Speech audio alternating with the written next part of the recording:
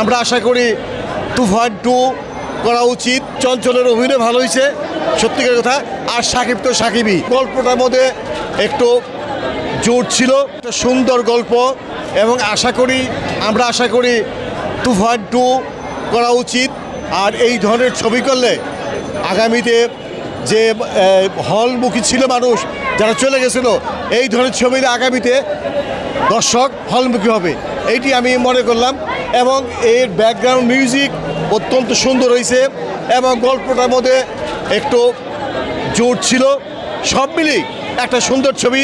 চঞ্চলের অভিনয় ভালো হয়েছে, সত্যিকার কথা। আর সাকিব তো সাকিবই, সাকিবের শ্রেষ্ঠ ছবি। এবং আগামীতে যেভাবে সাকিব অভিনয় করে যাচ্ছে, আগামীতে এই বাংলাদেশের যে চলচ্চিত্র সামনে এগিয়ে যাবে, সে আশা পোষণ করছি। রাজকুমার, তারপরে প্রিয়তমা, আর আজকে তুফান। রোমান্টিক যদি হয় সেটা প্রিয়তমা। হ্যাঁ, প্রিয়তমা তো অন্যরকম ছবি। আর রাজকুমারের যেটা হয় মার প্রতি যে দরদ, সেটা দেখাইছে। লাস্ট সিনে সে মারা যায়, এইটা আসলেই সেরকম মার প্রতি যে দরদ সেটা দেখাইছে মধ্যে রাজকুমার। এখানে দিছে যে যদি অন্যায় হয়, সেই অন্যায় করতে গিয়ে, প্রতিবাদ করতে গিয়ে এই আস্তে আস্তে এই তুফানে পরিণত হয়। কেন তার বাবাকে মেরে ফেলাইছিল, সেই বাবাকে মারা তার চোখের সামনে দিয়েছে, তখন তো এই তুফানের কার্যক্রম শুরু হয়। এর জন্য সম্পূর্ণ শাকিব খানের জন্যই। আজকে দেখেন, এই যে এখন আমি যতটুকু দেখলাম ব্ল্যাকের টিকিট বিক্রি হচ্ছে, হ্যাঁ, সরাসরি ব্ল্যাকে, এরকম কিন্তু ছিল না।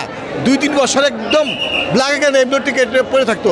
কিন্তু এই যে ব্ল্যাকে টিকিট কাটা মহিলা, সবচেয়ে ভালো লাগতেছে মহিলার বাচ্চাদের দর্শকরা যে হলমুখীছে, যেখানে মহিলা হয় সেদিন সেই সিনেমা সাকসেস হয়। মহিলা দেখতে তার হাজব্যান্ডকে ডাকে, বাচ্চারা আসে, সেই হিসেবে সবাই এই জন্য আসছে। আজকেও দেখলাম প্রচুর মহিলা।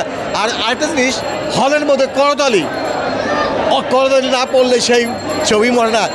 বিশেষ করে ইয়ং ব্যাচ প্রত্যেকটা সিনের মধ্যেই করতালি দিয়েছে। পরিবার নিয়ে একদম দেখা যাক কোনো এরকম ছবিটা ছিন নাই যে খারাপ। পরিবার দেখার মধ্যে আমি 3টা ছবি দেখছি, 3টি একই রকম।